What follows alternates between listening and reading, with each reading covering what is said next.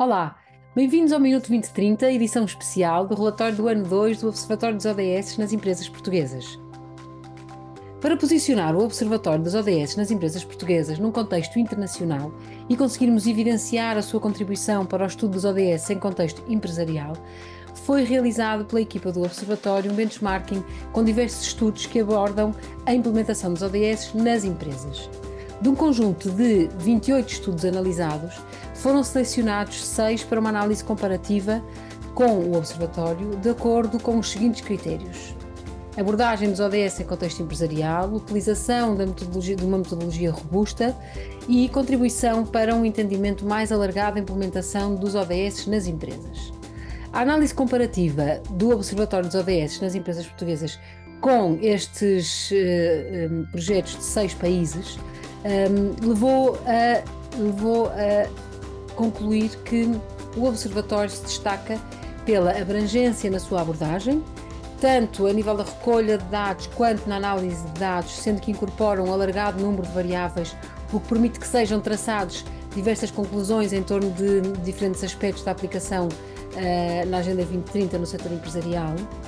No que diz respeito à recolha de dados e análise,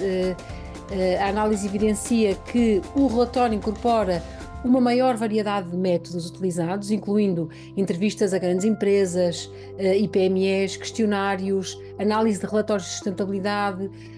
análise de diferentes relatórios nacionais e internacionais sobre os ODS, além de uma análise de estudos científicos, entrevistas com diferentes especialistas nesta temática. No que se refere também aos objetivos dos projetos estudados, o Observatório partilha de objetivos similares com um projeto espanhol que serviu também de inspiração para a criação deste observatório, e é de ressaltar que estes dois projetos se distinguem dos demais, pois não se focam apenas na integração dos ODS nas práticas empresariais, mas também na promoção de uma mudança sistémica e efetiva, de modo a que as empresas percepcionem a sustentabilidade, e como a promovem e implementam o seu contributo para a Agenda 2030. O Observatório abrange também uma série de ações que vão desde a consciencialização à incorporação de práticas dos ODS no core da estratégia das empresas, e o Observatório serve, portanto, como uma fonte de inspiração e orientação para pequenas e médias empresas e para grandes empresas, além de ter também uma componente forte de networking. Ao apresentar e divulgar boas práticas de implementação dos ODS no âmbito empresarial, o Observatório acaba por fornecer também uma orientação e exemplos concretos, de forma a que as empresas possam efetivamente integrar os ODS nas suas ações e nas suas operações diárias. O Observatório também se destaca destes projetos avaliados pela sua ampla abrangência, por uma visão também a longo prazo e pelo envolvimento de multi-stakeholders, ou seja, através também das partilhas das boas práticas e promoção de uma cultura empresarial sustentável e do envolvimento de todos estes stakeholders que já falei anteriormente. Enquanto alguns projetos se focam apenas em monitorizar a implementação dos ODS, o Observatório o que pretende fazer é alavancar uma capacidade e um potencial de contribuição do próprio setor empresarial na Agenda 2030, através do envolvimento de empresas, não só das empresas, mas também da sociedade civil e outros stakeholders na jornada da adoção dos ODS, através da consulta durante o processo de recolha de dados, o que serve também para o desenvolvimento de uma plataforma de colaboração, e daí este amplo networking que vai para além das fronteiras empresariais, promovendo então uma mudança mais ampla e inclusiva para promover o desenvolvimento sustentável. Consegue-se assim concluir que o Observatório dos ODS nas empresas portuguesas posiciona-se como o estudo mais completo de todos estes que foram incluídos também no benchmarking. No entanto, identificamos também alguns pontos que podem ser considerados e que podem ser incorporados futuramente no estudo, ou que já estão a ser agora incorporados no estudo, como, por exemplo, a elaboração de guias mais curtos e resumidos para as PMEs e para as grandes empresas, sobre temáticas que são estudadas no relatório, a apresentação de análises específicas por indústria. O Observatório prevê lançar também em 2024, incorporar debates sobre macro-tendências e discussões que podem afetar a Agenda 2030, como por exemplo no capítulo 3 deste relatório do ano 2 temos como temas atuais em análise, temos ESG, os ODS em debate, onde é que se cruzam e onde se diferenciam, que falaremos mais à frente no outro vídeo quando apresentarmos este capítulo 3. Adicionalmente, também o Observatório apresenta uma investigação sólida, com propostas de ação muito claras para as empresas portuguesas conseguirem, com potencial de replicabilidade também noutros contextos. Recentemente, o Observatório foi também distinguido pelas Nações Unidas como uma das 25 melhores práticas a nível mundial desenvolvidas por instituições académicas, sendo o único projeto português entre os 6 europeus entre os 6 europeus selecionados, a receber também este reconhecimento. Neste relatório do ano 2, na análise de contexto, analisamos diversos relatórios e percebemos que o ano 2023 é um ano especialmente relevante para a avaliação do ponto de situação dos ODS no mundo. Como eu estava a dizer, foram analisados diversos relatórios relevantes para análise de contexto e, por exemplo, o Sustainable Development Report 2023, por exemplo, identifica que os ODS para cada país, identifica quais os ODS que para cada país representam maiores desafios e aqueles em que os países estão melhor posicionados, bem como as tendências e o progresso em cada um destes objetivos. Passando aqui para a evolução dos ODS a nível mundial, estamos a meio prazo da Agenda 2030 e sabemos que o mundo sofreu mudanças drásticas com a inesperada pandemia de Covid, que ainda se faz sentir também nesta evolução dos ODS a nível mundial, a guerra na Ucrânia, que veio exacerbar ainda mais as desigualdades existentes. Tornando-se assim imperativo agir imediatamente para se conseguir reverter este declínio no processo da Agenda 2030 e acelerar o seu alcance. Podemos também verificar que no ranking da evolução dos ODS a nível mundial, Portugal ascendeu 2 posições, de 2022 para 2023, passando da 18ª posição, passando da 22ª para a 18ª posição. Verificamos também que quase 70% das 169 metas dos ODS estão estagnadas ou com processo limitado e verifica-se também que 18% das metas foram atingidas ou estão em progressão positiva. Há ainda 15% das metas em que se verifica uma tendência de regressão. O principal desafio global identificado é a erradicação da pobreza em todas as suas formas e dimensões, que permanece como um requisito indispensável para um verdadeiro desenvolvimento sustentável, e também as alterações climáticas considera-se que constituem uma temática muito relevante e que requer uma ação urgente a nível global. A Agenda 2030 continua ainda a ser o único framework de atuação a nível global, cujo objetivo é promover esta prosperidade socioeconómica e a sustentabilidade ambiental, e é a única agenda acordada por todos os países membros das Nações Unidas, incluindo o setor privado, incluindo também a sociedade civil, ganhando ainda maior peso como agenda de esperança para este mundo que hoje se precisa. Portanto, este é o contexto a nível mundial e passamos em seguida para o contexto a nível europeu. Ficando-nos agora no panorama da União Europeia. De acordo com o ranking de 2023 do SDR, os 20 países com melhor performance económica, social e ambiental do desenvolvimento sustentável são todos europeus e muitos deles fazem parte da União Europeia. O relatório do Observatório, relativamente ao ano 2, contempla os seguintes traços gerais da evolução dos ODS na Europa.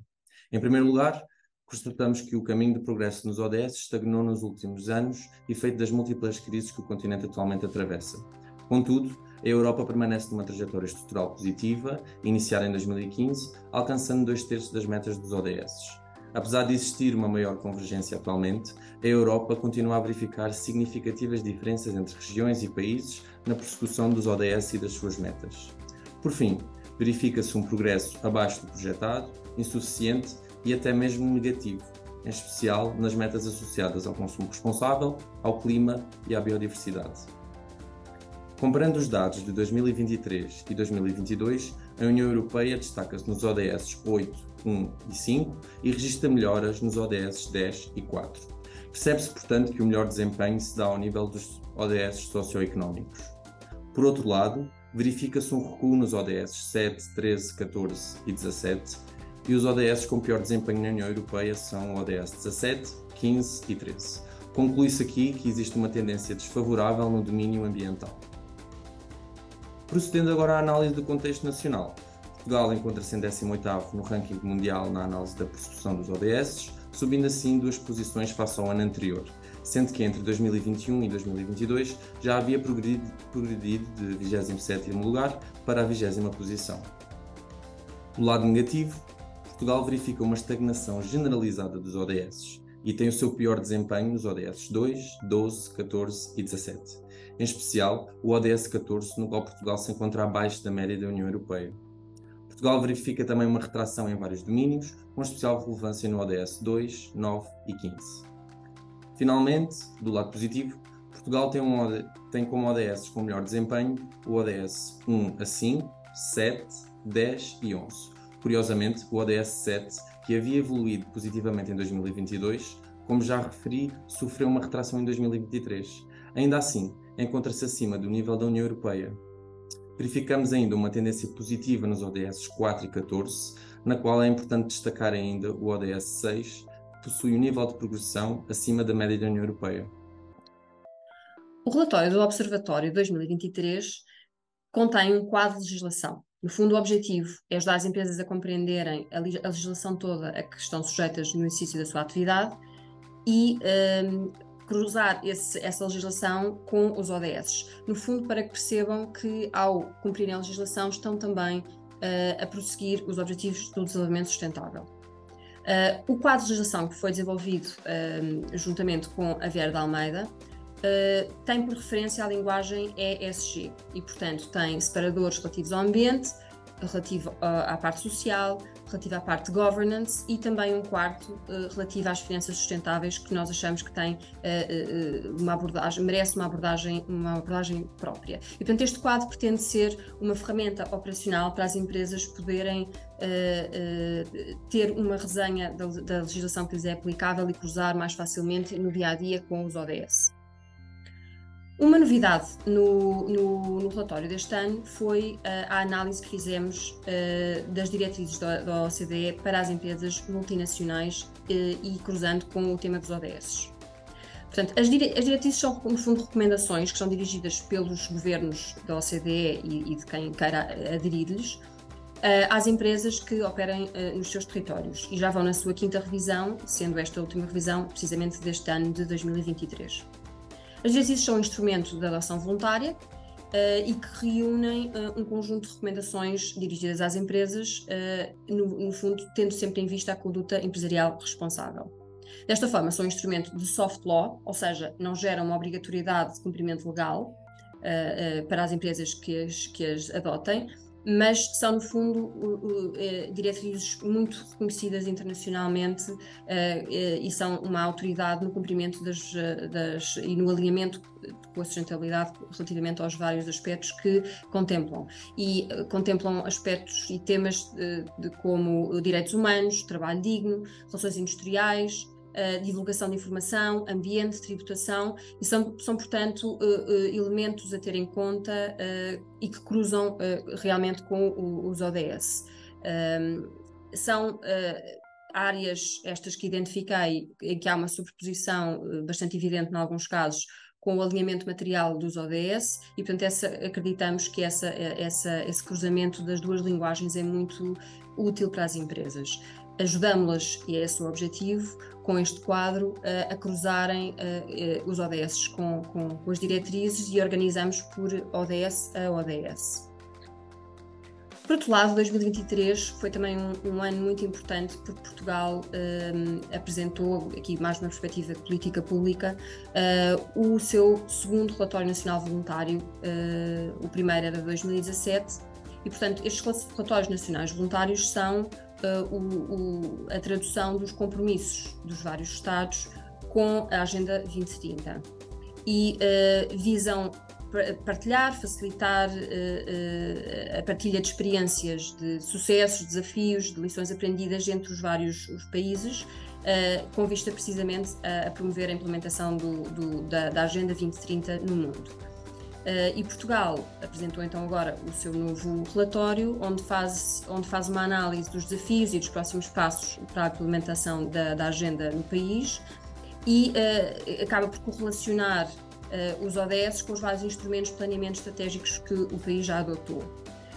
Identifica e analisa também as principais iniciativas existentes ao nível nacional com referência à Agenda 2030 e, neste caso, é até identificado o Observatório como uma dessas iniciativas existentes em Portugal nesta matéria dos ODS. Este ano, tal como Portugal, também a União Europeia apresentou o seu relatório voluntário. É o primeiro e é a primeira vez que uma entidade supranacional apresenta um relatório voluntário no seio da ONU para efeitos de persecução da Agenda 2030. E, portanto, neste relatório, a União Europeia reafirma o seu compromisso na implementação total e pontual da Agenda 2030, através da sua ação interna, mas também externa, porque são muitos os spillovers positivos, mas também negativos, que a Europa traz em matéria de ODS. E, portanto, transmite através deste novo relatório voluntário a ideia de que o desenvolvimento sustentável combina o crescimento económico, por um lado, mas também uma economia social de mercado altamente competitiva, com o respeito pelos direitos humanos e com um elevado nível de proteção ambiental. Muito obrigada e até ao nosso próximo vídeo.